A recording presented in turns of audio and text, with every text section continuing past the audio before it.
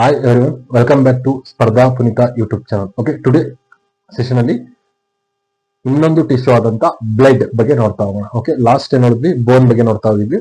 ಈಗ ಅದೇ ತರ ಒಂದು ಟಿಶ್ಯೂ ಆಗಿರುವಂತ ಬ್ಲಡ್ ಬಗ್ಗೆ ನೋಡ್ತಾ ಹೋಗೋಣ. ಇದು ಒಂದು ಸ್ಪೆಷಲೈಸ್ಡ್ ಟಿಶ್ಯೂ ಅಥವಾ ಫ್ಲೂಯಿಡ್ ಕನೆಕ್ಟಿವ್ ಟಿಶ್ಯೂ ಅಥವಾ ದ್ರವ ರೂಪದ ಸಂಯೋಜಕ ಅಂಗಾಂಶ ಅಂತ ಕರಿತಾ ಹೋಗ್ತಾರೆ ಬ್ಲಡ್ ನ. ಈ ಬ್ಲಡ್ ನ ಕೆಲಸ ಏನು ಅಂದ್ರೆ, ಈ ಬ್ಲಡ್ ನ ಕೆಲಸ ದ್ರವ ರೂಪದ ಸಂಯೋಜಕ ಅಂಗಾಂಶ, ಫ್ಲೂಯಿಡ್ ಕನೆಕ್ಟಿವ್ ಟಿಶ್ಯೂ ಅಂತ ಕರಿತಾ ಹೋಗ್ತೀವಿ. ಕನೆಕ್ಟಿವ್ ಅಂದ್ರೆ ಏನು, ಒಂದು ಜಾಗದಿಂದ ಇನ್ನೊಂದು ಜಾಗಕ್ಕೆ ಏನ್ ಮಾಡ್ತಾ ಹೋಗುತ್ತೆ, ಬ್ಲಡ್ ಕನೆಕ್ಟ್ ಮಾಡ್ತಾ ಬರುತ್ತೆ. ಯಾವ ರೀತಿ, ಲಿಕ್ವಿಡ್ ರೀತಿ, ಲಿಕ್ವಿಡ್ ರೂಪದಲ್ಲಿ ಇರುತ್ತೆ, ಅದಕ್ಕೋಸ್ಕರ ಲಿಕ್ವಿಡ್ ರೀತಿ ಕನೆಕ್ಟ್ ಮಾಡ್ತಾ ಹೋಗುತ್ತೆ. ಬ್ಲಡ್ ನ ಮೈನ್ ಕೆಲಸ ಏನಂದ್ರೆ, ನಮ್ಮ ದೇಹದಲ್ಲಿರುವ ಪೋಷಕಾಂಶಗಳು, ನ್ಯೂಟ್ರಿಯೆಂಟ್ಸ್ ಆಗಿರ್ಬೋದು, ವಾಟರ್ ಆಗಿರ್ಬೋದು, ಆಕ್ಸಿಜನ್ ಆಗಿರ್ಬೋದು, ಕಾರ್ಬನ್ ಡೈಆಕ್ಸೈಡ್ ಆಗಿರ್ಬೋದು, ಓಕೆ, ಎನಿ ಕೆಮಿಕಲ್ಸ್ ಆಗಿರ್ಬೋದು, ಟಾಕ್ಸಿಕ್ ಆಗಿರ್ಬೋದು, ನೆಕ್ಸ್ಟ್ ಹಾರ್ಮೋನ್ಸ್ ಗಳಾಗಿರ್ಬೋದು, ಓಕೆ, ನೆಕ್ಸ್ಟ್ ಆಕ್ಸಿಜನ್ ಮತ್ತೆ ಕಾರ್ಬನ್ ಡೈಆಕ್ಸೈಡ್ ಆಗಿರ್ಬೋದು, ಇವನ್ ಎಲ್ಲವನ್ನು ಏನ್ ಮಾಡ್ತಾ ಹೋಗುತ್ತೆ, ಬ್ಲಡ್ ಸರಬರಾಜು ಅಂದ್ರೆ ಟ್ರಾನ್ಸ್ಪೋರ್ಟೇಷನ್ ಮಾಡ್ತಾ ಬರುತ್ತೆ, ಸಾಗಾಣಿಕೆ ಮಾಡ್ತಾ ಬರುತ್ತೆ. ಬ್ಲಡ್ ಅಲ್ಲಿ ನೋಡಿರ್ಬೋದು, ಶ್ವಾಸಕೋಶದಿಂದ ತೆಗೆದುಕೊಂಡಂತ ಒಂದು ಆಕ್ಸಿಜನ್ ಅನ್ನ ಏನ್ ಮಾಡುತ್ತೆ ಬ್ಲಡ್ ಆಲ್ವಿಯೋಸ್ ಮುಖಾಂತರವಾಗಿ ಹೀರ್ಕೊಂಡು ಏನ್ ಮಾಡುತ್ತೆ ಸೆಲ್ ಗಳಿಗೆ ಕೊಡ್ತಾ ಬರುತ್ತೆ. ಸೆಲ್ ಅಲ್ಲಿ ಪ್ರೊಡ್ಯೂಸ್ ಆದಂತ ಕಾರ್ಬನ್ ಡೈಆಕ್ಸೈಡ್ ನ ಏನ್ ಮಾಡ್ತಾ ಬರುತ್ತೆ ಮತ್ತೆ ಶ್ವಾಸಕೋಶಕ್ಕೆ ಕೊಡ್ತಾ ಬರುತ್ತೆ. ಈ ರೀತಿ ಏನ್ ಮಾಡುತ್ತೆ, ರೆಸ್ಪಿರೇಷನ್ ಅಲ್ಲಿ ಬ್ಲಡ್ ಕಾರ್ಯನಿರ್ವಹಿಸ್ತಾ ಬರುತ್ತೆ. ನೆಕ್ಸ್ಟ್ ಡೈಜೆಷನ್ ಸಿಸ್ಟಮ್ ಬಂದಾಗ ಅಥವಾ ಜೀರ್ಣಕ್ರಿಯೆಗೆ ಬಂದಾಗ ಬ್ಲಡ್ ನಮ್ಮ ದೇಹದಲ್ಲಿರುವ ಎಲ್ಲಾ ತರದ ನ್ಯೂಟ್ರಿಯೆಂಟ್ಸ್ ಆಗಿರ್ಬೋದು, ಕಾರ್ಬೋಹೈಡ್ರೇಟ್ಸ್ ಆಗಿರ್ಬೋದು, ಲಿಪಿಡ್ಸ್ ಆಗಿರ್ಬೋದು, ಓಕೆ, ಫ್ಯಾಟ್ ಗಳಾಗಿರ್ಬೋದು, ನೆಕ್ಸ್ಟ್ ಪ್ರೋಟೀನ್ಸ್ ಗಳಾಗಿರ್ಬೋದು, ಎಲ್ಲಾ ಒಂದು ಪೋಷಕಾಂಶಗಳು ನಮ್ಮ ಸಣ್ಣ ಕರಳು ಅಥವಾ ಸ್ಮಾಲ್ ಇಂಟೆಸ್ಟೈನ್ ಅಲ್ಲಿ ಏನಾಗ್ತಾ ಬರ್ತವೆ, ಹೀರಲ್ಪಡ್ತವೆ. ಆ ಇಂಟೆಸ್ಟೈನ್ ಅಲ್ಲಿ ವಿಲ್ಲೆ ಮುಖಾಂತರ ಹೀರಲ್ಪಟ್ಟ ಒಂದು ಪೋಷಕಾಂಶಗಳು ಬ್ಲಡ್ ಗೆ ಹೋಗ್ತವೆ. ಬ್ಲಡ್ ಇಂದ ಎಲ್ಲಾ ಸೆಲ್ಗಳಿಗೂ ಸರಬರಾಜಾಗ್ತಾ ಬರ್ತವೆ. ಈ ರೀತಿ ಡೈಜೆಸ್ಟಿವ್ ಸಿಸ್ಟಮ್ ಅಲ್ಲೂ ಕೂಡ ಏನ್ ಮಾಡುತ್ತೆ, ಬ್ಲಡ್ ತನ್ನ ಕೆಲಸವನ್ನ ಮಾಡ್ತಾ ಬರುತ್ತೆ. ಅದೇ ರೀತಿ ಕಂಟ್ರೋಲ್ ಅಂಡ್ ಕೋಆರ್ಡಿನೇಷನ್ ಸಿಸ್ಟಮ್ ಅಂದ್ರೆ ಸಹಭಾಗಿತ್ವದಲ್ಲಿ, ಅಂದ್ರೆ ನಮ್ಮ ಬ್ರೈನ್ ಕಳಿಸಿದಂತ ಇಂಪಲ್ಸ್ ಗಳನ್ನ ಏನ್ ಮಾಡ್ತಾ ಬರುತ್ತೆ, ಒಂದು ಜಾಗದಿಂದ ಇನ್ನೊಂದು ಜಾಗಕ್ಕೆ ಸಪ್ಲೈ ಮಾಡ್ತಾ ಬರುತ್ತೆ. ಅದೇ ರೀತಿ ಹಾರ್ಮೋನಿಕ್ ಸಿಸ್ಟಮ್ ಅಂದ್ರೆ ಈಗ ಸಡನ್ ಆಗಿ ನಮ್ಮ ಮುಂದೆ ಯಾರೋವರೆಗೂ ನಮ್ಮನ್ನ ಬೈದ್ ಬಿಡ್ತಾರೆ, ಬೈದಾಗ ನಮ್ಮಲ್ಲಿ ಮುಖ ಕೆಂಪಾಗುತ್ತೆ, ಸಿಟ್ಟು ಬರುತ್ತೆ, ಸಡನ್ ಆಗಿ ಹೊಡಿತಾ ಹೋಗ್ತೀವಿ ಅವ್ರನ್ನ. ಅಂದ್ರೆ ಸಡನ್ ರಿಯಾಕ್ಷನ್ ಅಂದ್ರೆ ಹಾರ್ಮೋನ್ ಗಳನ್ನ ಒಂದೇ ಅಟ್ ಎ ಟೈಮ್ ಅಲ್ಲಿ ಏನ್ ಮಾಡುತ್ತೆ, ಸಪ್ಲೈ ಮಾಡ್ತಾ ಬರುತ್ತೆ. ಯಾವುದು ಬ್ಲಡ್ ಸ್ಟ್ರೀಮ್ ಬಂದು ಬಿಡ್ತಾ ಹೋಗುತ್ತೆ, ಬ್ಲಡ್ ಹಾರ್ಮೋನ್ ಗಳ ಸಪ್ಲೈ ಮಾಡ್ತಾ ಬರುತ್ತೆ. ನೆಕ್ಸ್ಟ್ ನಮ್ಮ ಒಂದು ಎಕ್ಸ್ಕ್ರಿಷನರಿ ಸಿಸ್ಟಮ್ ಅಥವಾ ಮೂತ್ರಜನಕಾಂಗ ಅಥವಾ ಕಿಡ್ನಿ ಸಿಸ್ಟಮ್ ಅಲ್ಲಿ ಏನ್ ಮಾಡ್ತಾ ಬರುತ್ತೆ, ಯೂರಿಯಾವನ್ನ ಏನ್ ಮಾಡ್ತಾ ಬರುತ್ತೆ, ಲಿವರ್ ಅಲ್ಲಿ ಸಿಂಥಸಿಸ್ ಆದಂತ ಯೂರಿಯಾವನ್ನ ಏನ್ ಮಾಡ್ತಾ ಬರುತ್ತೆ, ಬ್ಲಡ್ ಮುಖಾಂತರವಾಗಿ ಮೂತ್ರಪಿಂಡಕ್ಕೆ ತಗೊಂಡು ಹೋಗ್ಬಿಟ್ಟು ಮೂತ್ರಪಿಂಡಕ್ಕೆ ಬಿಡ್ತಾ ಬರುತ್ತೆ ಅಥವಾ ಕಿಡ್ನಿಗಳಿಗೆ ಕೊಡ್ತಾ ಬರುತ್ತೆ ಬ್ಲಡ್. ಆ ಬ್ಲಡ್ ಕಿಡ್ನಿಲಿ ಕೊಟ್ಟಂತ ವೇಸ್ಟೇಜ್ ಅನ್ನ ಕಿಡ್ನಿ ಏನ್ ಮಾಡ್ತಾ ಬರುತ್ತೆ, ನೆಕ್ಸ್ಟ್ ಮೂತ್ರ ಜನಕಾಂಗದ ಮುಖಾಂತರವಾಗಿ ಅಥವಾ ಕಿಡ್ನಿ ಮುಖಾಂತರವಾಗಿ ಏನ್ ಮಾಡುತ್ತೆ, ಹೊರಗಡೆ ಆಗ್ತಾ ಬರುತ್ತೆ.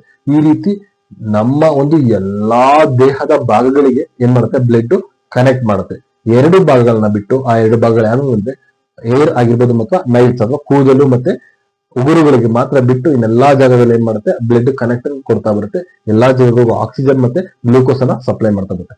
ಈ ತರದ ಒಂದು ಇಂಪಾರ್ಟೆಂಟ್ ಆಗಿರುವ ಬ್ಲಡ್ ನಮ್ಮ ದೇಹದಲ್ಲಿ 7 to 9% ಭಾಗದಲ್ಲಿ ಏನ್ ಮಾಡುತ್ತೆ, ವೆಯ್ಟ್ ಅನ್ನ ಹೊಂದಿದೆ. ನಮ್ಮ ದೇಹದಲ್ಲಿ 7 to 8%, 5ರಿಂದ 6 ಲೀಟರ್ ಬ್ಲಡ್ ನಮ್ಮ ದೇಹದಲ್ಲಿ ಇರ್ತಾ ಬರುತ್ತೆ. 5ರಿಂದ 6 ಲೀಟರ್ ಬ್ಲಡ್ ನಮ್ಮ ದೇಹದಲ್ಲಿ ಇರುತ್ತೆ. ಈ ಒಂದು ಬ್ಲಡ್ ನ ಕಂಪ್ಲೀಟ್ ಆಗಿ ಸ್ಟಡಿ ಮಾಡ್ತಾ ಹೋಗೋಣ. Okay, today session that is the red and heart connected blood. Okay, ಈ ಸೆಷನ್ ಅಲ್ಲಿ ರೆಡ್ ಅಥವಾ ಕೆಂಪು ರಕ್ತದ ಬಗ್ಗೆ ಅತಿ ಹೆಚ್ಚಾಗಿ ಓದ್ತಾ ಹೋಗೋಣ. ಓಕೆ, ಫಸ್ಟ್ ಬ್ಲಡ್ ಒಂದು ಫ್ಲೂಯಿಡ್ ಕನೆಕ್ಟಿವ್ ಟಿಶ್ಯೂ. ಎಕ್ಸಾಮ್ ಅಲ್ಲಿ ಕೇಳ್ತಾನೆ, ಈ ಒಂದು ಬ್ಲಡ್ ಒಂದು ಅಂತ ಕೇಳಿದಾಗ ಅಥವಾ ರಕ್ತ ಬ್ಲಡ್ ಈಸ್ ಅಂತ ಕೇಳಿದಾಗ that is A fluid connective tissue, ದ್ರವ ರೂಪದ ಸಂಯೋಜಕ ಅಂಗಾಂಶ. ಇದು ಒಂದು ಟಿಶ್ಯೂ. ಯಾವುದೇ ಕಾರಣಕ್ಕೂ ಇದು ಸೆಲ್ ಅಲ್ಲ, ಯಾವುದೇ ಕಾರಣಕ್ಕೂ ಇದು ಆರ್ಗಾನ್ ಅಲ್ಲ, ಯಾವುದೇ ಕಾರಣಕ್ಕೂ ಇದು ಆರ್ಗಾನ್ ಸಿಸ್ಟಮ್ ಅಲ್ಲ. ಇದು ಟಿಶ್ಯೂ, ಒಂದು ಟಿಶ್ಯೂ ಆಗಿರುತ್ತೆ. ಓಕೆ, ಇದರ ಕೆಲಸ ಟ್ರಾನ್ಸ್ಪೋರ್ಟೇಷನ್, ಸಾಗಾಣಿಕೆ ಮಾಡೋದು. ಓಕೆ, ಬ್ಲಡ್ ಏನ್ ಮಾಡುತ್ತೆ, ಸಾಗಾಣಿಕೆ ಮಾಡುತ್ತೆ. ಯಾವ ಅಂಶಗಳ ಸಾಗಾಣಿಕೆ ಮಾಡುತ್ತೆ ಅಂತ ನೋಡ್ತಾ ಬಂದ್ವಿ. ಓಕೆ, ನೆಕ್ಸ್ಟ್ ಈ ಬ್ಲಡ್ ಅನ್ನ ನಾವು ಹಾಸ್ಪಿಟಲ್ ಹೋದಾಗ ಬ್ಲಡ್ ಕೊಡ್ತೀವಿ. ಆ ಬ್ಲಡ್ ಕೊಟ್ಟಂತ 100 ml ಬ್ಲಡ್ ಅನ್ನ ತಗೊಂಡ್ಬಿಟ್ಟು ಏನ್ ಮಾಡ್ತಾರೆ ಅವರು, ಆ ಬ್ಲಡ್ ಅನ್ನ ಸೆಂಟ್ರಿಫಿಗೇಷನ್ ಮಾಡ್ತಾ ಬರ್ತಾರೆ. ಅಂದ್ರೆ ಅದು ಲಿಕ್ವಿಡ್ ರೀತಿಯಲ್ಲಿ ಇರುತ್ತೆ, ಲಿಕ್ವಿಡ್ ಅಲ್ಲಿ ಸಾಲಿಡ್ ಇರುತ್ತೆ. ಆ ಸಾಲಿಡ್ ಮತ್ತೆ ಲಿಕ್ವಿಡ್ ನ ಚೇಂಜ್ ಮಾಡ್ತಾ ಬರಬೇಕು. ಅದಕ್ಕೋಸ್ಕರ ಆ ಲಿಕ್ವಿಡ್ ಆಗಿರೋ ಸಾಲಿಡ್ ನ ಚೇಂಜ್ ಮಾಡೋದಕ್ಕೋಸ್ಕರ ಸೆಂಟ್ರಿಫಿಗೇಷನ್ ಅನ್ನ ಬಳಸ್ತಾ ಹೋಗ್ತಾರೆ. ಆ ಸೆಂಟ್ರಿಫಿಕೇಶನ್ ಮುಖಾಂತರವಾಗಿ ಬ್ಲಡ್ ಅನ್ನ ಏನ್ ಮಾಡ್ತಾರೆ, ಬೇರ್ಪಡಿಸ್ತಾರೆ. ಸೆಂಟ್ರಿಫಿಗೇಷನ್ ಅಥವಾ ಸೆಂಟ್ರಿಫ್ಯೂಸ್ ಅಂತ ಕರೀತಾರೆ. ಈ ಸೆಂಟ್ರಿಫಿಗೇಷನ್ ಮುಖಾಂತರವಾಗಿ ಏನ್ ಮಾಡ್ತಾರೆ, ಬ್ಲಡ್ ಅನ್ನ ಆ ಒಂದು ತಗೊಂಡಂತ ಬ್ಲಡ್ ಅನ್ನ ಮತ್ತೆ ಒಂದು ಸೆಂಟ್ರಿಫಿಗೇಷನ್ ಹಾಕ್ಬಿಟ್ಟು ರೊಟೇಟ್ ಮಾಡ್ತಾ ಬರುತ್ತೆ. ಆ ರೊಟೇಟ್ ಮಾಡಿದಾಗ ಏನಾಗುತ್ತೆ, ಯಾವ ರೀತಿ ಮಜ್ಜಿಗೆನಲ್ಲಿ ರೊಟೇಟ್ ಮಾಡಿದಾಗ ಏನಾಗುತ್ತೆ, ಅದರಲ್ಲಿ ಬೆಣ್ಣೆ ಮತ್ತೆ ನೀರಿನ ಅಂಶ ಎಂದು ಬೇರ್ಪಡೆ ಆಗುತ್ತೋ. ಓಕೆ, ಮೊಸರನ್ನ ನೀವು ಕಡಿತಾ ಹೋಗ್ತಿರಲ್ಲ, ಮೊಸರನ್ನ ಕಡೆಯೋದು ಒಂದು ಸೆಂಟ್ರಿಫಿಗೇಷನ್. ಅದರಲ್ಲಿ ಬೆಣ್ಣೆ ಮತ್ತೆ ನೀರು ಯಾವ ರೀತಿ ಬೇರ್ಪಡೆ ಆಗುತ್ತೋ ಇದೇ ರೀತಿ ಇದರಲ್ಲಿ ಘನ ಅಂಶ ಮತ್ತೆ ದ್ರವಾಂಶಗಳು ಬೇರ್ಪಡೆ ಆಗ್ತಾ ಹೋಗ್ತವೆ. ಓಕೆ, ಈ ಸಾಲಿಡ್ ಕಂಟೆಂಟ್ ಎಲ್ಲ ಏನಾಗುತ್ತೆ ಕೆಳಗಡೆ ಬರ್ತಾ ಹೋಗುತ್ತೆ, ಲಿಕ್ವಿಡ್ ಕಂಟೆಂಟ್ ಎಲ್ಲ ಮೇಲ್ಗಡೆ ಬರುತ್ತೆ. ಲಿಕ್ವಿಡ್ ಕಂಟೆಂಟ್ ಎಷ್ಟಿದೆ 55% ಇದೆ. ಬ್ಲಡ್ 100% ಇದೆ, 100% ಅಲ್ಲಿ 55% ಲಿಕ್ವಿಡ್ ಇದೆ. ಓಕೆ, ಆ ಲಿಕ್ವಿಡ್ ಗೆ ಒಂದು ನೇಮ್ ಇದೆ, ಅದೇ ಏನಂತ ಕರಿತಾ ಹೋಗ್ತೀವಿ, ಪ್ಲಾಸ್ಮಾ ಅಂತ ಕರಿತಾ ಹೋಗ್ತೀವಿ, ಪ್ಲಾಸ್ಮಾ. ಓಕೆ, ನೆಕ್ಸ್ಟ್ ಇನ್ 55% ಏನಿದೆ ಲಿಕ್ವಿಡ್ ಇದೆ, ಇನ್ 45% ಏನಿದೆ ಸಾಲಿಡ್ ಪಾರ್ಟಿಕಲ್ಸ್ ಅಂದ್ರೆ ಘನ ಕಣಗಳಿದಾವೆ. ಓಕೆ, ಘನ ಕಣಗಳಿದಾವೆ 45%. 55% ಪ್ಲಾಸ್ಮಾ ಇದೆ, 45% ಘನ ಕಣಗಳಿದಾವೆ. ಯಾವ್ರಿಂದ ಬೇರ್ಪಡೆ ಮಾಡ್ತಾ ಇದೀವಿ, ಸೆಂಟ್ರಿಫಿಗೇಶನ್ ಇಂದ ಬೇರ್ಪಡೆ ಮಾಡ್ತಾ ಇದೀವಿ. ಈ ಸೆಂಟ್ರಿಫಿಗೇಶನ್ ಇಂದ ನಾವೇನ್ ಮಾಡ್ತಾ ಇದೀವಿ, ಸಾಲಿಡ್ ಅಲ್ಲಿ ಲಿಕ್ವಿಡ್ ಅಲ್ಲಿ ಕರಗಿರುವಂತ ಸಾಲಿಡ್ ಗಳನ್ನ ಬೇರ್ಪಡಿಸ್ತಾ ಇದೀವಿ. ಇಲ್ಲಿ ಸೆಂಟ್ರಿಫಿಗೇಶನ್ ಎಲ್ಲಿ ಬಳಸ್ತಾ ಹೋಗ್ತೀವಿ ಅಂದ್ರೆ ಮಜ್ಜಿಗೆ ಕಡಿಬೇಕಾದ್ರೂ ಸೆಂಟ್ರಿಫಿಗೇಶನ್ ಬಳಸ್ತಾ ಹೋಗ್ತೀವಿ. ಮಜ್ಜಿಗೆ ಅದರಲ್ಲಿರುವ ಒಂದು ಬೆಣ್ಣೆಯನ್ನು ಸಾಲಿಡ್ ಪದಾರ್ಥವನ್ನು ತೆಗೆಯೋದಕ್ಕೆ ಬಳಸ್ತಾ ಹೋಗ್ತೀವಿ. ಓಕೆ, ಈ ಸೆಂಟ್ರಿಫಿಗೇಶನ್ ಬಳಸಿ ನಮಗೆ 55% ಪ್ಲಾಸ್ಮಾ ಸಿಕ್ತು, ಇನ್ 45% ಏನ್ ಸಿಕ್ತು, ಸಾಲಿಡ್ ಕಂಟೆಂಟ್ ಸಿಕ್ತು, ಘನ ಕಣಗಳು ಸಿಕ್ತು. ಆ 55% ಪ್ಲಾಸ್ಮಾ ಇದು ಏನಿರುತ್ತೆ ಹಳದಿ ಬಣ್ಣದಲ್ಲಿರುತ್ತೆ. ಓಕೆ, ಒಣ ಹುಲ್ಲಿನ ಹಳದಿ ಬಣ್ಣದಲ್ಲಿರುತ್ತೆ. ಯಾವುದು, ಈ ಪ್ಲಾಸ್ಮಾ. ನೋಡಿರ್ಬೋದು, ಈ ತರ ಹಾಸ್ಪಿಟಲ್ ನೋಡಿದ್ರೆ ನೋಡಿರ್ತೀರ. ಓಕೆ, ಈ ಪ್ಲಾಸ್ಮಾನ ನಾವು ಕನ್ಸಿಡರ್ ಮಾಡಿದಾಗ ಈ ಪ್ಲಾಸ್ಮಾ 100% ಇದೆ ಅಂತ ತಿಳ್ಕೊಳ್ತೀವಿ. ಈ ಪ್ಲಾಸ್ಮಾ ಇಲ್ಲಿ 100% ಇದೆ. ಈ ಪ್ಲಾಸ್ಮಾ 100% ಅಲ್ಲಿ 90 to 92% ವಾಟರ್ ಇರುತ್ತೆ, ಏನಿರುತ್ತೆ, ನೀರಿರುತ್ತೆ. 90 to 92% ಏನಿರುತ್ತೆ, ನೀರಿರುತ್ತೆ. ಇನ್ನ ಮಿಕ್ಕಂತ 6 to 8% ಪ್ರೋಟೀನ್ ಇರುತ್ತೆ, ಸಸಾರಜನಕ ಅಥವಾ ಪ್ರೋಟೀನ್ ಇರುತ್ತೆ. ಎಷ್ಟು, 6 to 8% ಪ್ರೋಟೀನ್ ಇರುತ್ತೆ. ಹಾಗಾದ್ರೆ ಈ ಒಂದು ಪ್ರೋಟೀನ್ಗಳಲ್ಲಿ ಅಥವಾ ಈ ಒಂದು ಪ್ಲಾಸ್ಮಾದಲ್ಲಿರುವ ಪ್ರೋಟೀನ್ಗಳು ಯಾವ್ಯಾವು ಅಂದ್ರೆ, ಫಸ್ಟ್ ಒನ್ ಆಲ್ಬುಮಿನ್ ಅಂತ ಕರಿತಾ ಹೋಗ್ತಾರೆ, ಕನ್ನಡದಲ್ಲೂ ಕೂಡ albumin. Okay, second one globin. Next last one fibrinogen. Okay, ಈ 3 ಪ್ರೋಟೀನ್ ಪ್ಲಾಸ್ಮಾದಲ್ಲಿ ಇರ್ತವೆ.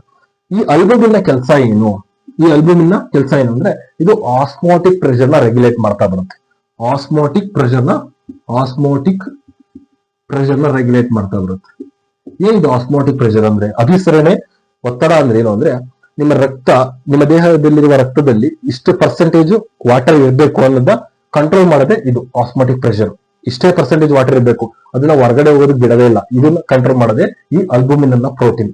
ಓಕೆ, ಇದು ಇದರಲ್ಲಿ ಆಲ್ಬುಮಿನ್ ಪ್ರೋಟೀನ್ ನ ಕೆಲಸ. ಗ್ಲೋಬಿನ್ ನ ಪ್ರೋಟೀನ್ ಇದರಲ್ಲಿ alpha globin, beta globin, gamma globin ಅಂತ ಇರುತ್ತೆ. ಇದರಲ್ಲಿ ಮೇನ್ ಇಂಪಾರ್ಟೆಂಟ್ ಗಾಮಾ ಗ್ಲೋಬಿನ್ ರೋಗ ನಿರೋಧಕ ಶಕ್ತಿಯ ವಿರುದ್ಧ, ರೋಗಗಳ ವಿರುದ್ಧ ಏನ್ ಮಾಡುತ್ತೆ, ಈ ಗಾಮಾ ಗ್ಲೋಬಿನ್ ಅನ್ನೋದು ಏನ್ ಮಾಡ್ತಾ ಬರುತ್ತೆ, ಹೋರಾಡ್ತಾ ಬರುತ್ತೆ. ಗ್ಲೋಬಿನ್ ಅನ್ನ ಪ್ರೋಟೀನ್.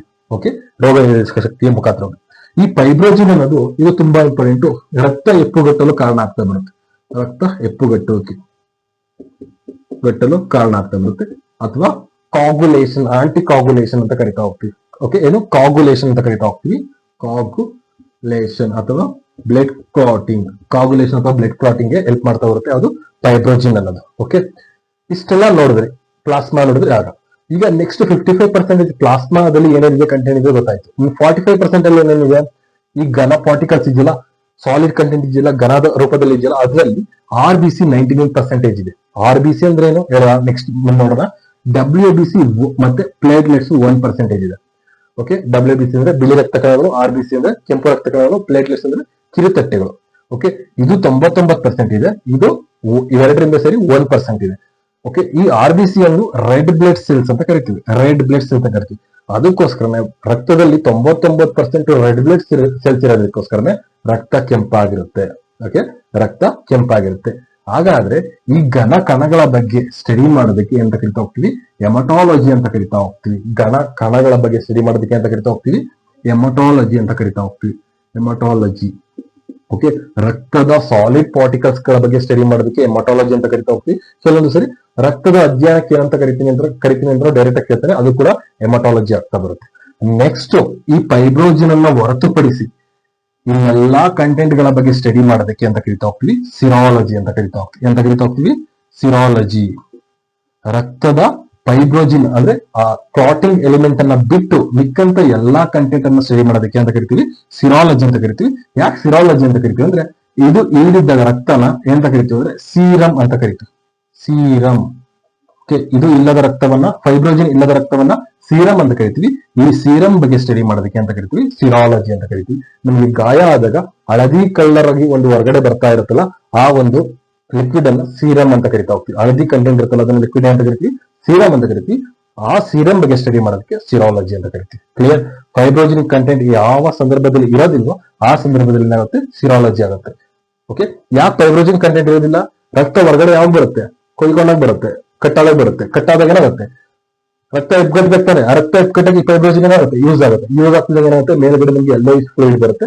ಆ yellowish fluid is nothing but serology ಅಥವಾ ಸೀರಮ್ ಅಂತ ಕರಿತಾ ಹೋಗ್ತೀವಿ. Okay, clear? ಇದು ಅರ್ಥ ಆಯ್ತಲ್ಲ? ಓಕೆ, ಈ ಕಂಟೆಂಟು ಪ್ಲಾಸ್ಮಾಗೆ ರಿಲೇಟೆಡ್, ಈ ಕಂಟೆಂಟು ಸಾಲಿಡ್ ಪಾರ್ಟಿಕಲ್ಸ್ ಗೆ ರಿಲೇಟೆಡ್. ಓಕೆ, ನೆಕ್ಸ್ಟ್ ನಮಗೆ ಮೇನ್ ಇಂಪಾರ್ಟೆಂಟ್ ಯಾವುದು? Solid particles. ಈ ಸಾಲಿಡ್ ಪಾರ್ಟಿಕಲ್ಸ್ ಅಲ್ಲಿ ನೆಕ್ಸ್ಟ್ ವಿಡಿಯೋದಲ್ಲಿ ನೋಡ್ತಾ ಹೋಗೋಣ. Okay, thank you for watching.